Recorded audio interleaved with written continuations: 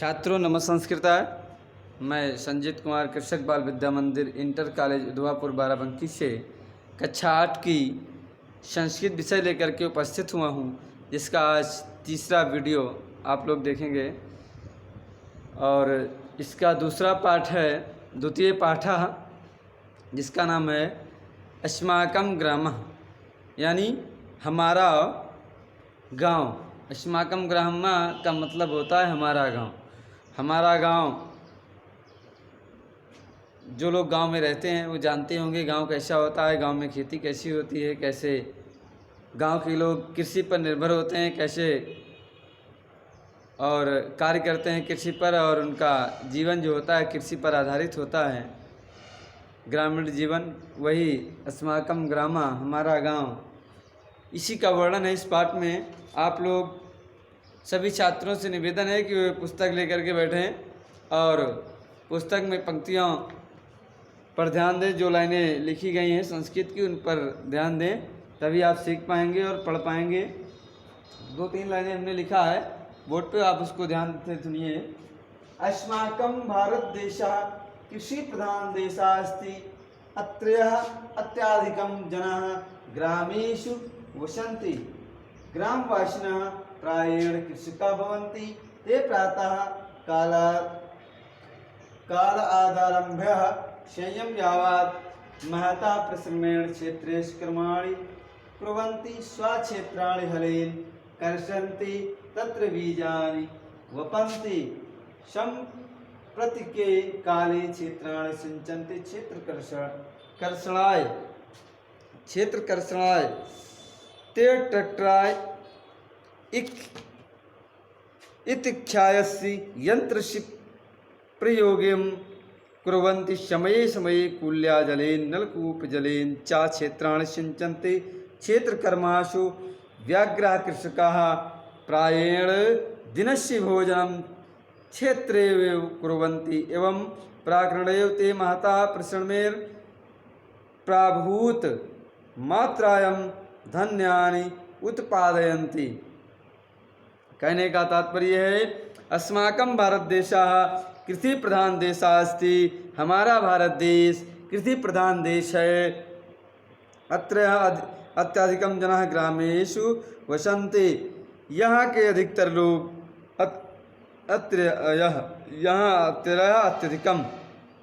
यहाँ के अधिकतर लोग गाँव में रहते हैं।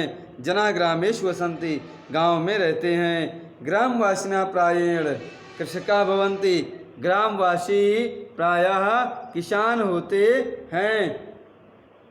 ते प्रातः कालादारभ्य साम्यं यावत् महता परिश्रमेण क्षेत्रेषु कर्माणि कुर्वन्ति। यहाँ वे प्रातः काल के आरंभ से शाम तक मेहनत से खेतों में कार्य करते हैं और स्वक्षेत्राणि हलेन कर्षन्ति, तत्र बीजानि वपन्ति। वह अपने खेतों को हल से जोतते हैं, वहाँ बीज बोते हैं। हल से जोतकर खेतों में बीज बोते हैं। सम्प्रति काले क्षेत्राणां ते ट्रैक्टरायम् इत्याख्यायस्य यन्त्रस्य प्रयोगं कुर्वन्ति। और संप्रति काल बुआई के समय वे खेत जोतने के लिए ट्रैक्टर इत्यादि यंत्रों का प्रयोग करते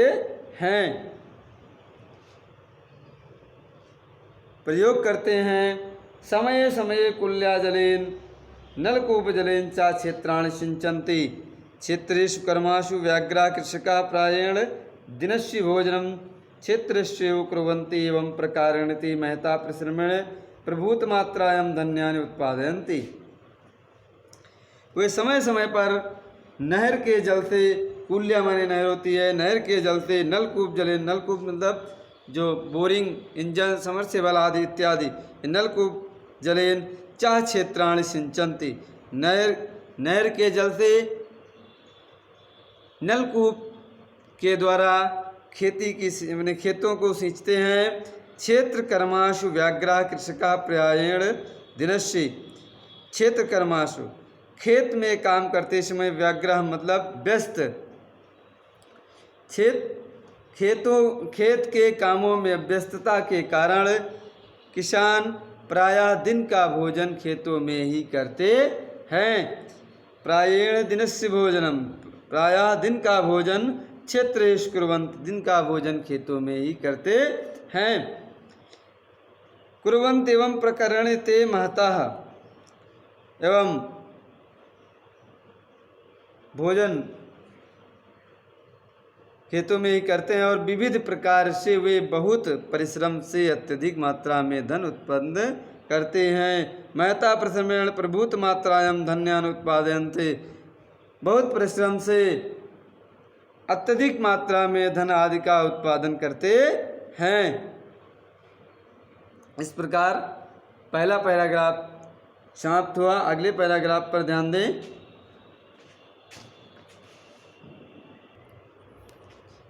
अगला पैराग्राफ है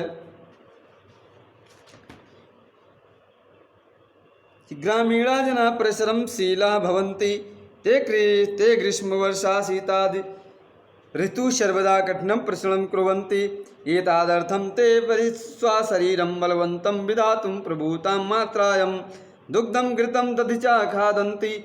एतद् कृते ते स्वगृहेषु ग्रामजनाः अजां महिषीं च पालयन्ति। भोजनेषु हरितानि शकानि प्रयुज्यन्ते, यानि ते स्वक्षेत्रेभ्यः एव प्रयुक्तं भवन्ति। केचन गृहाणि परितः अपि शकानि रोपयन्ति, वृक्षादा काथयन्ति। अतिबलानां शरीरस्य बुद्धेधेनस्य विकासाय गोदुग्धं बहुलाभकारं भवति इति मत्वा प्रतिदिनं प्रातराशेन रात्रौ भोजनन्ते चादुग्धं पिबन्ति। समये समये भोजनन्ते तक्रामपि पिबन्ति। कहने का तात्पर्य है कि ग्रामीण जनाः परिश्रमशीला भवन्ति, गांव के लोग बहुत परिश्रमी और मेहनती होते हैं। ते ग्रीष्म वर्षा शीत आदि वर्षा ऋतुषु सर्वदा कठिनं परिश्रमं कुर्वन्ति। वे गर्मी में, वर्षा में और जाड़ा में, शीत मतलब ठंडक में, इन ऋतुओं में हमेशा सर्वदा सदैव कठिनं परिश्रमं कुर्वन्ति, सदैव कठिन परिश्रम करते हैं। एतदर्थं ते, इस प्रकार वे स्वशरीरम अपने शरीर को बलवान बनाने के लिए विधातु प्रभूत मात्रायां, बलवान बनाने के लिए विभिन्न प्रकार से पर्याप्त मात्रा में दुग्धम घृतम दधि चा खादन्ति, दूध घी दही आदि खाते हैं। एतात् कृते ते स्वगृहेषु गाम अजाम महिषी चा पालयन्ति। ये सब प्राप्त करने के लिए स्वगृहेषु, ये सब प्राप्त करने के लिए वे सब अपने अपने घरों में गाय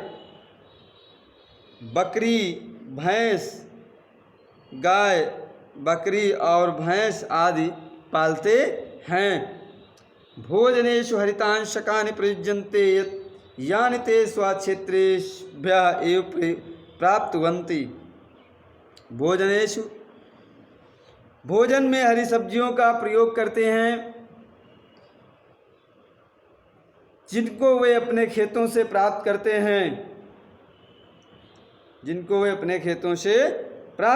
हैं। केचान गृहाणि परितः अपि शकानि रोपयन्ति, कुछ घरों के चारों ओर भी सब्जियां बोते हैं। वृद्धा कथयन्ति यत् बालानां शरीरस्य बुद्धेस्य विकासाय गोदुग्धं बहुलाभकारं भवति इति मत्वा प्रतिदिनं प्रातराशेन रात्रौ भोजनान्ते च दुग्धं पिबन्ति। बुजुर्ग कहते हैं कि बच्चों की बुद्धि और शरीर के विकास के लिए गाय का दूध बहुत लाभकारी होता है। ऐसा कहा जाता है, बुजुर्गों ने कहा है कि बच्चों के बुद्धि के विकास के लिए गाय का दूध बहुत लाभकारी होता है। इति मत्वा प्रतिदिनं प्रातः रसने रात्रौ भोजनं च दुग्धं पिबन्ति। इस प्रकार ऐसा मानकर कि प्रतिदिन नाश्ते के साथ और रात्रि, सुबह नाश्ते के साथ और रात्रि में भोजन के बाद दूध पीते हैं। समय समय भोजनांते तत्क्रमपि पिबन्ति। समय समय पर भोजन के बाद छाछ को भी पीते हैं। छाछ माने होता है मट्ठा, मट्ठे को भी पीते हैं। अगला पैराग्राफ है, मायपि दृष्टा बेलापुरम इत्याख्यो ग्रामः तस्मिन् ग्रामे एकयो रथ्या भूयात् क्वाचित् गृहाणि क्वाचित् केदारा शोभन्ते एका नदी अपि तत्र प्रहारति कदाचिद्यं ग्रामीणान् धन्ये सम्पन्नं कदाचिन्नाय जलप्लावनये विपन्नापि कारोति ग्रामं सर्वतः गोचारभूमि अपि विद्यते तत्र धेनवः वत्सा वृषभा अजा महिष्यश्च सुखेन तृणानि चरन्ति कदाचित् शक्तिमतो वृषभयोः मध्ये संघर्षः भवति यं दृष्ट्वा पशुचारकाणां विनोदो भवन्ति सायंकालात् प्रागेव तेष्वान् पाशूनि स्वगृहेषु आनयन्ति। कहा जाता है कि मैं भी देखा, मायप दृष्ट्वा मैं भी देखा, बेलापुरम इख्यातो ग्रामः, बेलापुरम इत्यादि गांव, तस्मिन् ग्रामे एकयो रथ्याः, उस गांव में एक रास्ता है और रथ्याम उभयातः क्वाचित् गृहाणि क्वाचित् केदारा शोभन्ते। रास्ते में कुछ घर हैं और उनमें क्यारियां लगी हैं। एका नदी तत्र प्रवहति, एक नदी भी वहाँ बहती है। कदाचिद्यं ग्रामीणान् धन्ये सम्पन्नं क्वाचित् जलप्लावनये विपन्नं कारोति। कदाचिद्यं ग्रामीणान् धन्ये, और कभी कभी तो गांव के लोग, क्वाचित माने कभी कभी गांव, ग्रामीणान मतलब गांव के लोग, कभी कभी गांव के लोग धन धान्य से संपन्न, धन धान से संपन्न, और कभी जल का बहाव भी बढ़ा करता है। कदाचित जल प्राप्नये विपन्नम करोति, कभी जल का बहाव भी बढ़ा करता है। आगे कहा गया ग्रामम सर्वतः गोचरण भूमि अपि विद्यते, और गांव के चारों ओर उपजाऊ भूमि भी विद्यमान है। तत्र धेनवः वत्सा वृषभः अजः महिष्यस्य सुखेन तृणानि चरन्ति। वहाँ गाय के बछड़े, बैल, वृषभा माने बैल, अजा माने बकरी, और महिष्य माने भैंस, सुखेन माने सुखपूर्वक, तृणान माने घास, चरंती माने चरते हैं। वहाँ गाय, बैल, बछड़े, बकरी, भैंस आदि सुखपूर्वक घास चरते हैं। कदाचित् शक्तिमतो वृषभयोः मध्ये संघर्षः भवति यं दृष्ट्वा पशुचारकाणां विनोदेश भवति। इस प्रकार बताया जाता है कि कभी कभी शक्तिशाली बैलों के बीच, कभी कभी कदाचित शक्तिमतो वृषभयोः, कभी कभी शक्तिशाली बैलों के बीच, जो साण जिन्हें कहा जाता है, साणों के बीच या बैलों के बीच, मध्य में बीच में संघर्षः मतलब लड़ाई भी होती है। याम दृष्ट्वा पशुचारकां विनोदे भवति, और जिसे देखकर पशु चराने वालों का मनोरंजन भी होता है। संयम काले प्रागेव ते श्वान पाशून श्वाश्वाग्रहेषु आनयन्ति। और शाम के समय प्रायः वे अपने पशुओं को अपने अपने घरों में ले जाते हैं। अगला पैराग्राफ देखेंगे। ग्रामे भोजनाय प्रभूतम अन्नम दुग्धम फलानि इच्छारसामि च मिलन्ति तत्र जलं वायु च प्रदूषते न अस्ताः भ्रमणाय कुल्या तटं नद्या तटं उपवनानि च सन्ति जनाः सामाजिकानि राष्ट्रीयान् धर्मकाणि च प्रवाणि मिलित्वा सोत्साहेन परस्परं सौहार्देन च सम्पादयन्ति सुखे दुःखे च अन्योत्साहस्यायं कुर्वन्ति आनन्दमयं जीवनं व्याप्तं सत्यमेवोक्तं यः कोऽपि भारतं सम्यक् ज्ञातुमिच्छाति तेन भारतीयाः ग्रामाः दृष्ट्याः यतो हि भारतं नैसर्गिकरूपेण ग्रामेषु दृश्यते। इस प्रकार से देखेंगे भावार्थ में। ग्रामे भोजनाय प्रभूतम अन्नम दुग्धम फलानि इच्छारसस्य च मिलित्वम। गाँव में भोजन के लिए ज़्यादातर अनाज, प्रभूतम ज़्यादातर अनाज, अन्नम माने अनाज, दुग्धम फलानि। गाँव में भोजन के लिए ज़्यादातर अनाज, दूध, फल और इच्छा रसम मतलब गन्ने का रस मिलते हैं। आगे कहा गया है तत्र जलम वायु च प्रदूषते नास्ता। और वहाँ जल और हवा दूषित नहीं है। आगे कहा गया है भ्रमणाय कुल्या तटम नद्या तटम उपवनानि च सन्ति। और भ्रमण के लिए, घूमने के लिए नहर का किनारा, नदी का किनारा, बगीचे, घूमने के लिए नदी का किनारा, नहर का किनारा और बगीचे भी हैं। जना सामाजिकान राष्ट्राण धार्मिकाणि च प्रवणानि मिलित्वा सोत्साहेन परस्परं सौहार्देन च सम्पादयन्ति। लोग सामाजिक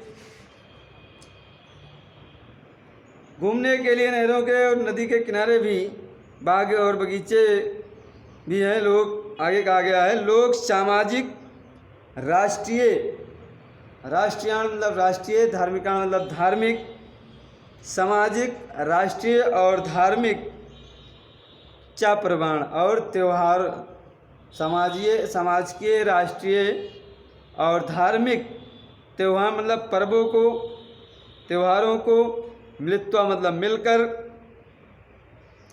बहुत प्यार से मनाया करते हैं।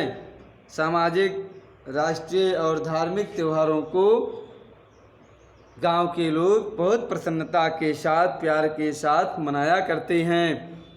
सुखे दुखे च अन्योन्यस्य सहायं कुर्वन्ति आनंदमयं जीवनं यापन्ति। सुख और दुख, अन्योन्यस्य सुख और दुख, एक दूसरे की सहायता, सुख में और दुख में एक दूसरे की सहायता करते हैं और आनंदमय जीवन बिताते हैं। सत्यमेवोक्तं यः कोऽपि भारतं सम्यक् ज्ञातुमिच्छति तेन भारतीयाः ग्रामाः दृष्ट्या यतो हि। कहा गया है कि सत्य कहा गया है, जो कोई भी भारत के स्वरूप को जानना चाहता है तो उसे भारत के गांव ही देखने चाहिए। सत्य कहा गया है, यदि कोई भारत का स्वरूप देखना चाहता है तो गांव ही देखने चाहिए। भारत के जो गांव हैं, गांव ही देखने चाहिए, क्योंकि मूलभूत संस्कृति हमारे ग्रामीण जीवन में ही रहती है। ग्रामीण जीवन में शांति, सौहार्द, संपन्नता, एक दूसरे का साथ और सहयोग गांव से ही सीखा जाता है, गांव से ही मिलता है। इस प्रकार हमारी धन्य है हमारी भारतीय संस्कृति, जो इस समय भी भारत देश की विशेषता और महानता को भी बचाए रखे हैं, क्योंकि बिना संस्कृत के हमारे संस्कारों का जन्म नहीं होता। इसलिए सभी छात्रों से निवेदन है कि शांतिपूर्वक ढंग से संस्कृत का अध्ययन करें और अपने माता पिता और साथियों के सहयोग से और बड़े बुजुर्गों के आशीर्वाद से संस्कृत को अच्छे से पढ़ें और एक दूसरे का आदर और सम्मान करें, क्योंकि आदर और सम्मान हमारी भारतीय संस्कृति की पहचान है। इसी से हमारी भारतीय संस्कृति की पहचान होती है, भारतीयों की हम पहचान होती है। यहीं पर ये वीडियो समाप्त होता है। धन्यवाद।